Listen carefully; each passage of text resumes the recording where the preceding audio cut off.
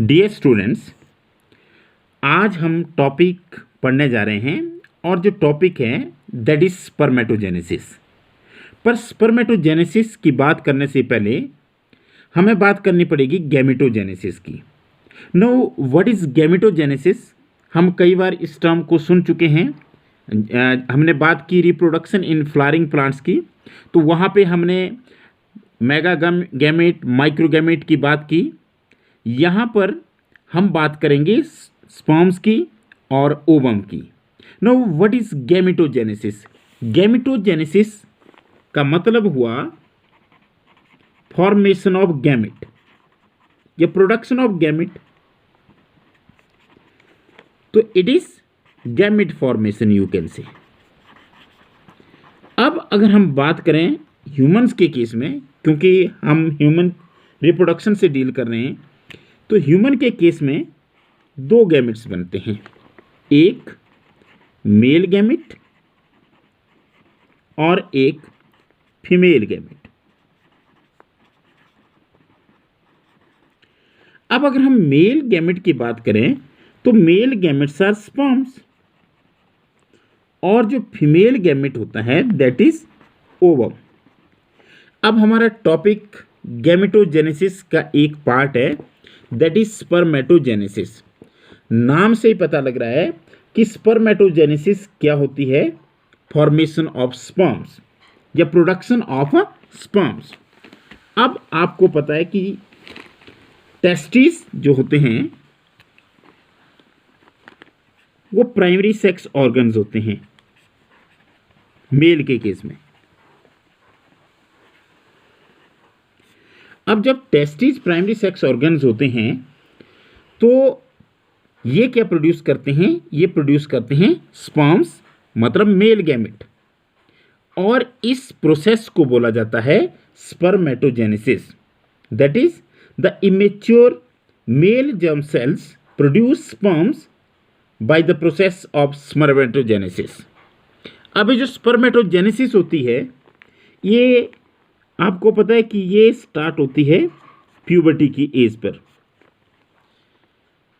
और जब spermatogenesis start होती है तो इसमें क्या क्या स्टेप्स होते हैं उनको हम डिस्कस करने जा रहे हैं।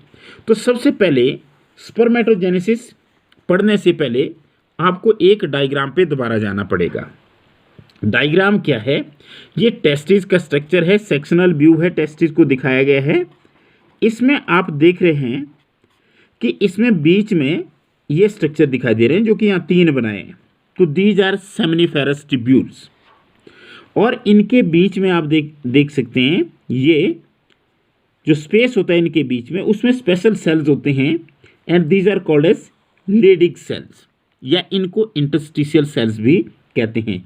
इस चीज़ को मैं इसलिए डिस्कस कर रहा हूँ क्योंकि ये आपको पता होना चाहिए कि स्पर्मेटोजेनेसिस बेसिकली होगी कहाँ।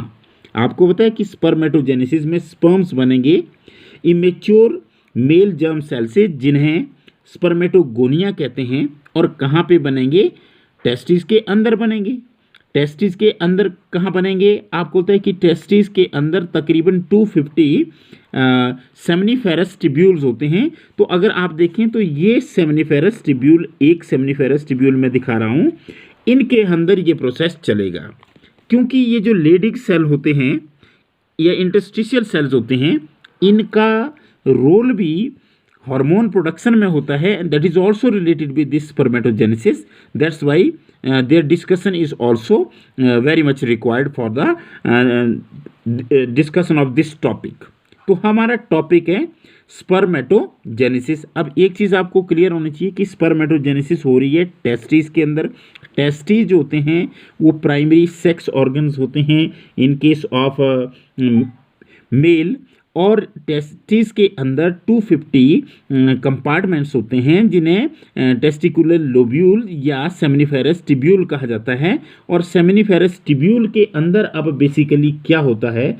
सेमिनिफेरस ट्यूब्यूल अगर आप देखें तो इसके अंदर की तरफ यहाँ पर आप देख रहे हैं, तो इसमें ये जो सेल मैं बना रहा हूँ, ये सेल्स होते हैं स्पर्मेटोगोनिया, ये सेल्स।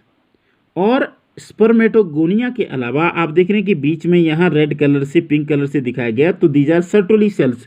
तो इसमें दो टाइप के सेल्स होते हैं, एक मेल जर्म सेल, ये मेल जर्म सेल है, जैसे मैंने यहाँ पर बताया, यहाँ ब्लैक कलर से जो दिखाए गए हैं these are male germ cells और these are called as spermatogonia.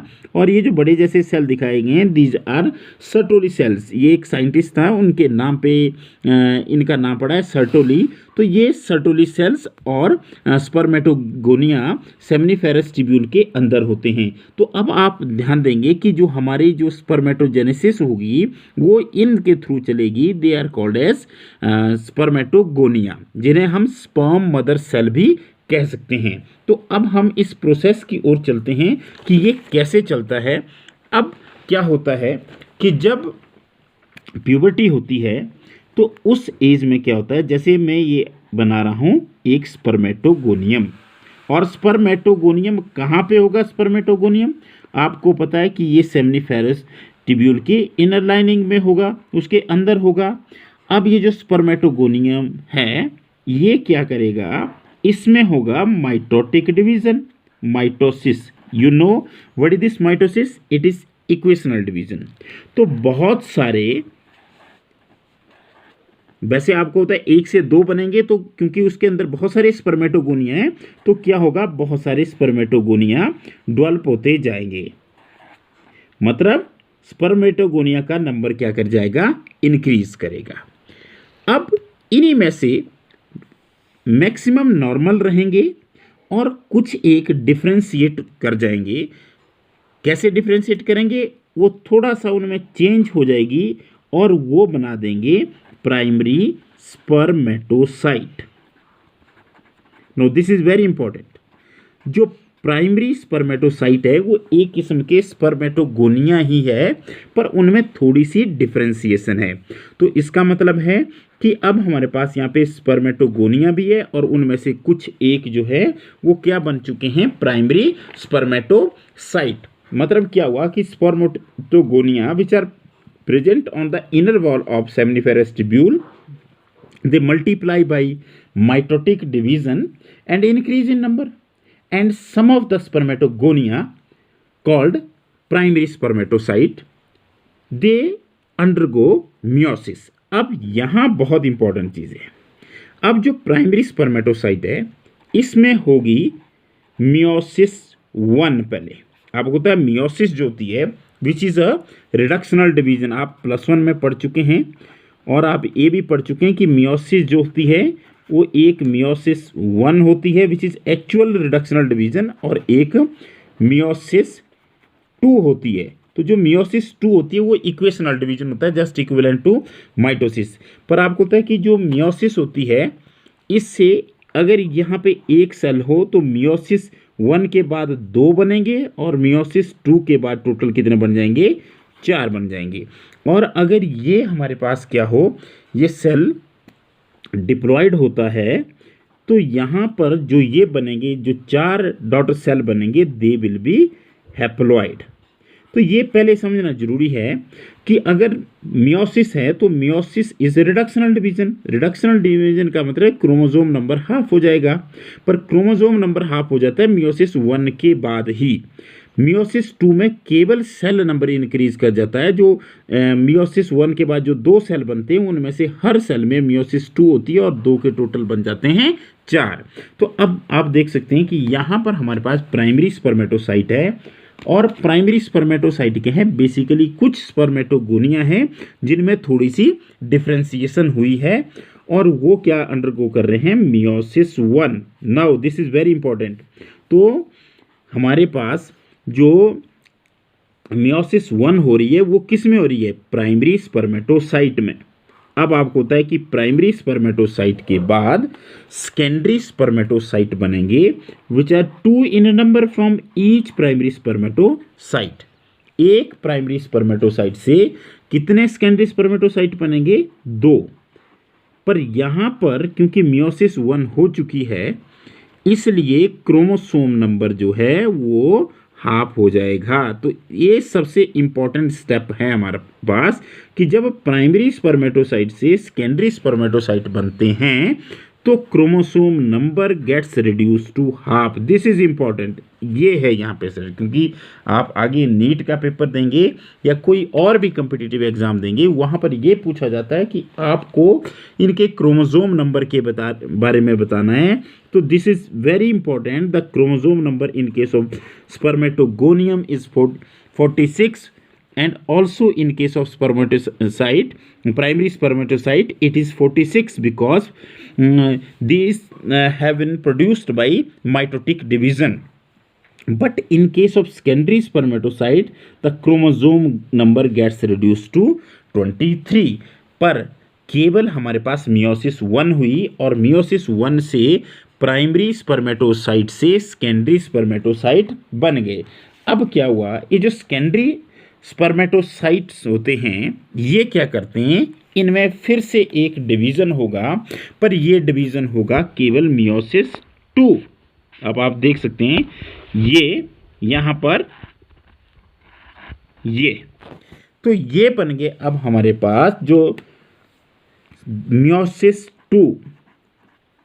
मैंने पहले भी आपको बात की कि यहाँ पर मियोसिस 1 से बन रहे प्राइमरी स्पर्मेटोसाइट से सेकेंडरी स्पर्मेटोसाइट, ए वाला स्टेप। तो एक से कितने बनेंगे, 2। आप देख रहे हैं एक है तो एक से कितने बन गए, 2। अब इन 2 से टोटल बन जाएंगे 4, पर क्या बनेंगे वो, these are called as spermatids.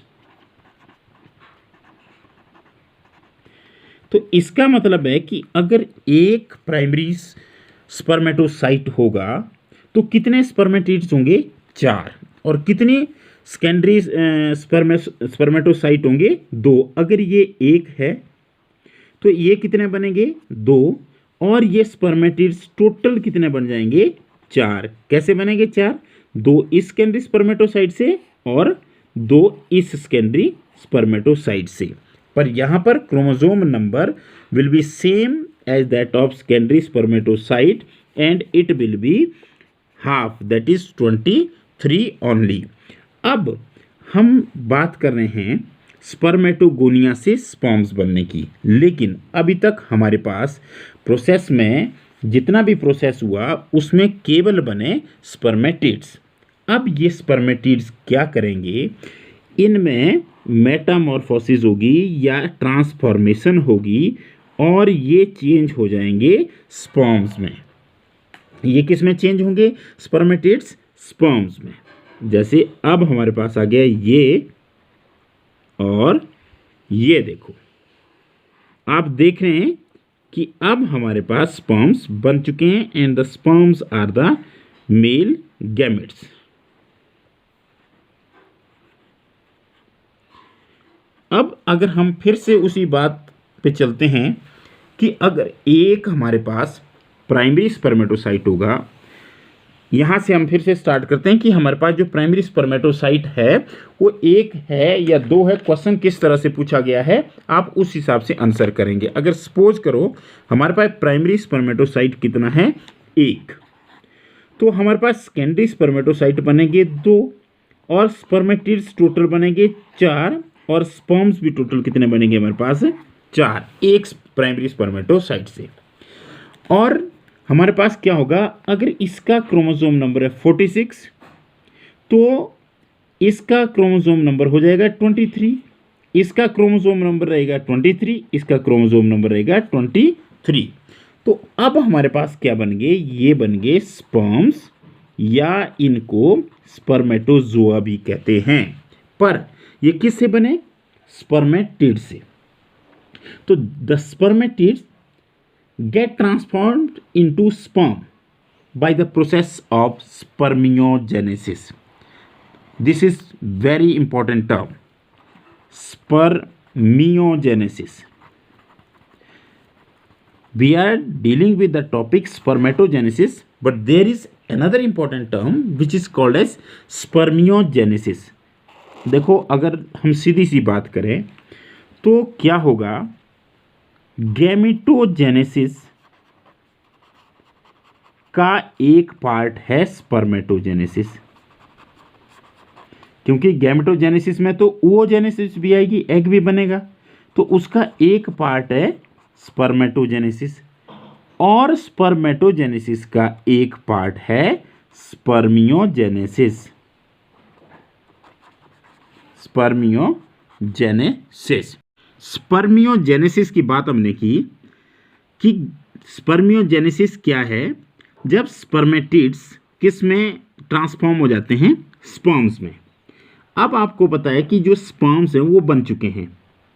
After spermiogenesis the sperm head gets embedded in the Sertoli cell. अब आपको अगर इस डायग्राम में आप देखते हैं तो यहाँ पे ये दिखाया गया कि जो स्पर्म हेड है वो कौन से सेल में उसमें एम्बेडेड करता है, वो सर्टोली सेल में करता है। And finally they are released from the seminiferous tubule. अब क्या हुआ कि जब ये स्पर्म हेड उसमें सर्टोली सेल में एम्बेडेड कर रहा है, अब इसका मतलब हमारी स्पर्मेटोजेनेसिस लगभग पूरी हो चुकी है। इसके बाद क्या होता है, जो स्पर्म्स हैं they are released from the seminiferous tubule. इस प्रोसेस को बोलते हैं स्पर्मिएशन। अब देखिए यहाँ पर आप 3 टर्म्स एक साथ सुन रहे हैं। पहली term that is spermatogenesis, formation of sperm, complete process. कहाँ से? स्पर्म मदर सेल से, जिसे स्पर्मेटोगोनियम कहते हैं। फिर आप एक दूसरी टर्म सुन रहे हैं that is spermiogenesis. No what is spermiogenesis? Spermiogenesis is transformation of spermatid into sperm. एक तीसरी टर्म आप सुन रहे हैं that is called as spermiation. Spermiation का मतलब क्या हुआ? Release of sperms from the seminiferous tubules.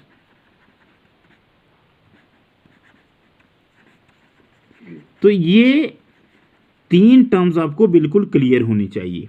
इसके बाद हम फिर से जीनोटाइप की बात करेंगे, क्रोमोसोम नंबर की बात करेंगे कि किसमें कितने क्रोमोसोम होते हैं। वो उससे पहले एक चीज पढ़ना जरूरी है दैट इज हार्मोन्स। अब बात करते हैं हार्मोन्स की। अब हार्मोन्स कौन से होते हैं और वो किस तरह से कंट्रोल करते हैं, इस पूरे प्रोसेस को कैसे रेगुलेट करते हैं, उनकी चर्चा हम करेंगे। पर उससे पहले एक चीज़ बहुत क्लियर होनी चाहिए कि जो स्पर्मेटोजेनेसिस है it starts at the age of puberty. क्यों? क्योंकि प्यूबर्टी की एज में कुछ हार्मोन्स की सिक्रीशन बढ़ जाती है। और वो हार्मोन्स कौन से होते हैं? These hormones are called as hypothalamic hormones. अब आपको थोड़ा सा +1 में जाना पड़ेगा, क्योंकि आपको पता है कि जो हाइपोथैलेमस होता है it is master of master. Master ग्रंथि कौन सी है? मास्टर ग्लैंड कौन सी है? Pituitary gland. पिट्यूटरी ग्लैंड तो बेसिकली हाइपोथैलेमस उसका भी मास्टर है। और इससे 2 टाइप के हार्मोन्स निकलते हैं, या तो रिलीजर होते हैं या इनहिबिटर होते हैं। अब जब हम बात करते हैं स्पर्मेटोजेनेसिस की, तो हाइपोथैलेमिक जो हार्मोन है जो कंट्रोल करते हैं इस प्रोसेस को, they are called as GnRH। Know what do you mean by GnRH? Gonadotrophin releasing hormone या गोनेडोट्रोफिन रिलीजर हार्मोन। तो गोनेडोट्रोफिन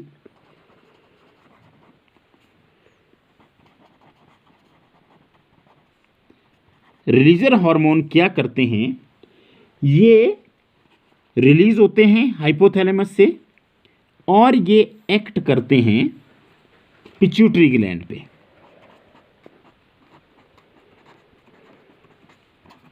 अब आपको होता है पिट्यूटरी ग्लैंड के भी 3 लोब होते हैं, एंटीरियर लोब, ठीक है ना, पोस्टीरियर लोब और मिडल लोब जो होता है।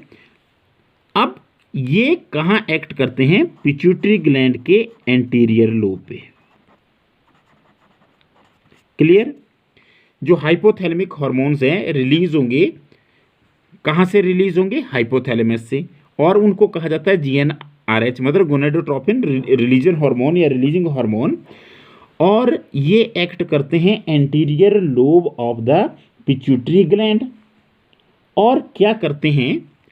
गोनेडोट्रोफिन की सिक्रीशन को स्टिमुलेट करते हैं। तो क्या रिलीज होते हैं? गोनेडोट्रोफिन। कितने गोनेडोट्रोफिन रिलीज होते हैं? 2। तो गोनेडोट्रोफिन जो रिलीज होते हैं कहाँ से रिलीज होते हैं? Anterior lobe of pituitary gland से गोनेडोट्रोफिन्स कितने? 2 मैंने बताए। और जो 2 गोनेडोट्रोफिन्स होते हैं वो कौन कौन से होते हैं? सबसे पहले LH, आपने नाम भी सुना होगा, ल्यूटिनाइजिंग हार्मोन, ल्यूटिनाइजिंग हार्मोन। और दूसरा FSH। No what is FSH? It is follicle stimulating hormone. तो जैसे मैंने बोला कि ये प्रोसेस किसके कंट्रोल में? हाइपोथैलेमिक हार्मोन्स की। और हाइपोथैलेमिक हार्मोन्स कौन से होते हैं? GnRH, gonadotrophin religion hormone. और वो किस पे एक्ट करते हैं? Anterior lobe of the pituitary gland. और वहाँ से गोनेडोट्रोफिन्स को रिलीज करते हैं, सिक्रीट करते हैं। और जो गोनेडोट्रोफिन्स होते हैं वो 2 होते हैं, एक होता है LH और दूसरे होता है FSH। अब ये जो LH है ये किस पे एक्ट करेगा? लेडिग सेल्स पे या सेल्स ऑफ लेडिग पे। अब ये जो लेडिग सेल्स होते हैं इन्हें इंटरस्टिशियल सेल्स भी कहा जाता है, क्योंकि मैं आपको इस टॉपिक को पढ़ाने से पहले सबसे पहले वो डायग्राम दिखाया जिसको मैं दोबारा दिखाना चाहूँगा। आप देख सकते हैं कि दीज आर लेडिग सेल, ये वाले सेल। तो यहाँ पे इन पर कौन एक्ट करता है? LH।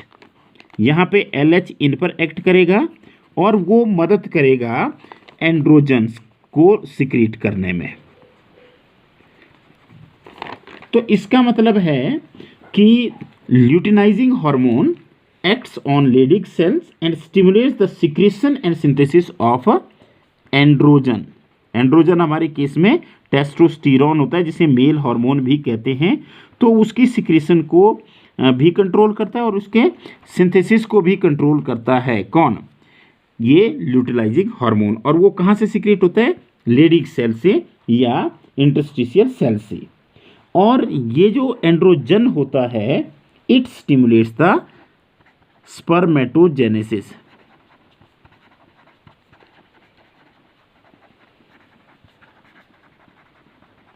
तो ये एक गोनेडोट्रोफिन का काम हो गया। कौन से वाले गोनेडोट्रोफिन का? जिसे कहते हैं LH ल्यूटिलाइजिंग हार्मोन। अब दूसरे गोनेडोट्रोफिन की तरफ चलते हैं और जो दूसरा गोनेडोट्रोफिन है दैट इज FSH। FSH किस पे एक्ट करेगा? सर्टोली सेल पे। सर्टोली सेल पे एक्ट करेगा और क्या काम करेगा? Stimulates the secretion of some other factors which help in spermatogenesis और स्पर्मियोजेनेसिस। यहाँ पे सर्टोली सेल वाला जो हार्मोन है वो स्पर्मियोजेनेसिस में मदद करेगा। ठीक है, तो सर्टोली सेल से क्या होते हैं? It stimulates the secretion of other factors which help in spermiogenesis. Clear है? जो ल्यूटिलाइजिंग हार्मोन है वो टेस्टोस्टेरोन को रिलीज या सिक्रेट करवाने में मदद करता है और फिर स्पर्मेटोजेनेसिस के प्रोसेस को स्टिमुलेट करता है। और आपको पता है कि जो एंड्रोजन होता है ह्यूमंस के केस में that is testosterone and it is secreted from the Leydig cell. On the other hand follicle stimulate hormone वो फोलिकल्स को स्टिमुलेट करते हैं, सर्टोली सेल पे एक्ट करते हैं और ऐसे फैक्टर्स रिलीज करते हैं जो कि स्पर्मियोजेनेसिस में मदद करते हैं। और स्पर्मियोजेनेसिस आपको पता है कि स्पर्मियोजेनेसिस में बेसिकली क्या होता है? स्पर्मेटिड से क्या बन जाते हैं? स्पर्म्स बन जाते हैं।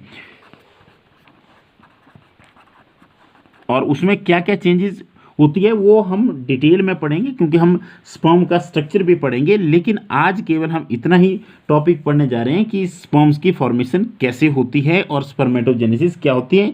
एक अलग टॉपिक में हम टेस्टिस के स्ट्रक्चर को दोबारा से डिस्कस करेंगे और फिर हम उसमें स्पर्म के स्ट्रक्चर को दोबारा से डिटेल में स्टडी करेंगे। तो अब मैं लास्ट में रिवाइज करने जा रहा हूँ।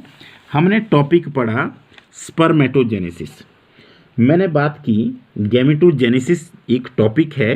गैमेटोजेनेसिस का मतलब हुआ फॉर्मेशन ऑफ गैमेट्स, जिसमें मेल और फीमेल गैमेट बनते हैं। मेल गैमेट की फॉर्मेशन को बोला जाता है स्पर्मेटोजेनेसिस और फीमेल वाले को बोला जाता है जब ओवम डेवलप होता है, ओवम मदर सेल से, ओवोगोनिया से, then it is called a oogenesis। और oogenesis एंड स्पर्मेटोजेनेसिस जो होती है दोनों गैमेटोजेनेसिस का पार्ट है। फिर हमने बोला कि जो गैमेटोजेनेसिस होती है वो स्टार्ट होती है प्यूबर्टी की एज में, और वो कैसे स्टार्ट होती है कि जो सेमिनिफेरस टेस्टिस के अंदर सेमिनिफेरस ट्यूब्यूल है उनमें क्या होता है, उनमें जो जर्मिनल एपिथेलियम होती है उसमें स्पर्मेटोगोनिया होते हैं, और ये जो स्पर्मेटोगोनिया ये क्या करते हैं, इनमें माइटोटिक डिवीजन होता है और इनका नंबर क्या कर जाता है, इंक्रीज कर जाता है, और उनमें से कुछ चेंज हो जाते हैं प्राइमरी स्पर्मेटोसाइट में, पर क्रोमोसोम नंबर कैसा रहेगा, सेम। फिर यहाँ पर प्राइमरी स्पर्मेटोसाइट में क्या होगा, प्राइमरी डिवीजन होता है कौन से वाला, मियोसिस 1, जिसको हम रिडक्शनल डिवीजन भी कहते हैं। और ये बड़ी इंपॉर्टेंट पॉइंट है कि यहाँ से आपका क्रोमोसोम नंबर जो है वो हाफ हो जाएगा। अब इसके बाद जब सेकेंडरी स्पर्मेटोसाइट की बात करेंगे तो वहाँ पर भी क्रोमोसोम जो होंगे वो 23 होंगे, स्पर्मेटिड्स में भी 23 होंगे और स्पर्म में भी 23 होंगे। तो फिर हमने बोला कि प्राइमरी स्पर्मेटोसाइट मियोसिस 1 के द्वारा सेकेंडरी स्पर्मेटोसाइट बनाते हैं और क्रोमोसोम नंबर उनमें हाफ होता है। फिर मियोसिस 2 होती है, और मियोसिस 2 से क्या होता है, सेकेंडरी स्पर्मेटोसाइट स्पर्मेटिड में चेंज हो जाते हैं, और मतलब स्पर्मेटिड्स बनाते हैं। एक सेकेंडरी स्पर्मेटोसाइट से 2 बनते हैं, तो इसका मतलब 2 प्रोड्यूस हुए तो टोटल 4 बनेंगे स्पर्मेटिड्स। और स्पर्मेटिड्स क्या करते हैं, उनमें ट्रांसफॉर्मेशन होती है और वो बन जाते हैं sperms, and this process is called A spermiogenesis. जब स्पर्म बन गए तो वो क्या करते हैं, सर्टोली सेल के ऊपर अपने हेड को एम्बेडेड कर देते हैं, मतलब धंस जाता है, और उसके बाद वो क्या कर जाते हैं, रिलीज हो जाते हैं। This process is called A spermiation. फिर हमने बात की हार्मोनल कंट्रोल की, तो जो स्पर्मेटोजेनेसिस है that is under the control of hypothalamic hormones which are known as GnRH, और वो एक्ट करते हैं anterior lobe of pituitary gland पे, और वहाँ से रिलीज होते हैं gonadotropin, luteinizing and follicle stimulating hormone. Luteinizing hormone act करते हैं लेडिक सेल पे और उनको स्टिमुलेट करके रिलीज करते हैं testosterone which is a male hormone, और उसके सिंथेसिस को भी स्टिमुलेट करते हैं। और उसके बाद जब टेस्टोस्टेरोन बन जाएगा that will stimulate the process of spermatogenesis. On the other hand FSH will act on Sertoli cells, they will stimulate them, and they will secrete some factors which help in the transformation of spermatids into sperm which is known as spermiogenesis। और जब वो release हो जाते हैं that process is called as spermiation. तो इस तरह से आज हमने स्पर्मेटोजेनेसिस कंप्लीट की। In the next video we will discuss the structure of sperm और spermatozoa. Thank you very much.